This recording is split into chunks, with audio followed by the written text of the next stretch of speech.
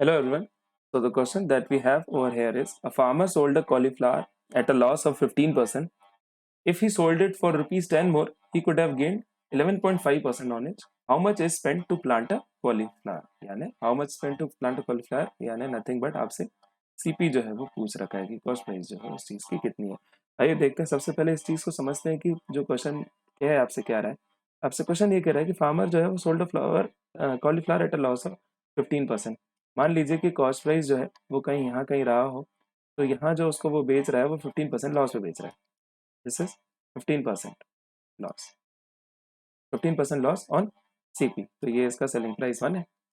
अब आपसे ये कह रहा है कि if he sold for rupees 10 मोर, अगर यहाँ से वो 10 रुपए ज्यादा में बेचेगी, यानी यहाँ से ये चीज 10 रुपए, दिस इज, ये आपको कितना कह रहा है कि रुपीज 10। इसको आप मान लीजिए SP2 जो है नथिंग बट ये 15% लॉस जितने में भी बेच रहा था, प्लस उससे 10 रुपए में अगर ज्यादा बेचे तो he could have gained 11.5% on it. यानी उसको प्रॉफिट जो हो जाता वो 11.5% का हो जाता, 11.5% उसको हो जाता, लेकिन ये चीज हो जाती प्रॉफिट। तो आई नो कि 11.5% जो प्रॉफिट है वो भी कॉस्ट प्राइस हो रहा है, 15% जो है वो भी जो लॉस हो रहा है वो भी कॉस्ट प्राइस पे ही हो रहा है।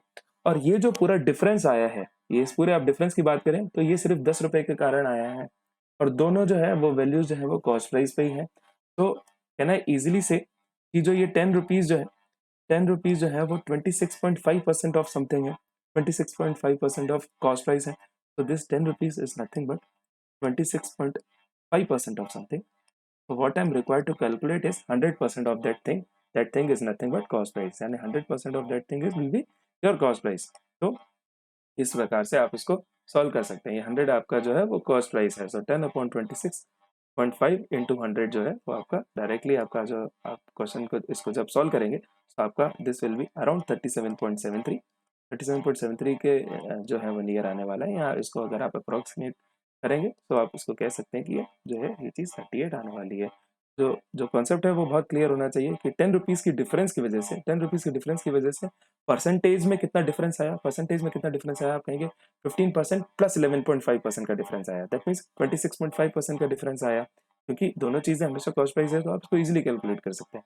10/26.5 आपका आ जाएगा 1 की वैल्यू, लेकिन ओवरऑल 100% ऑफ दैट थिंग कितनी हो जाएगी जो कि कॉस्ट प्राइस होती है, हो जाएगी 37.73 के बराबर। राउंड ऑफ जब आप इसको करेंगे तो आ जाएगी आपकी 38 के बराबर। Let us look at the options that we have. So yes, I have option B as the right answer to this question, which is 38.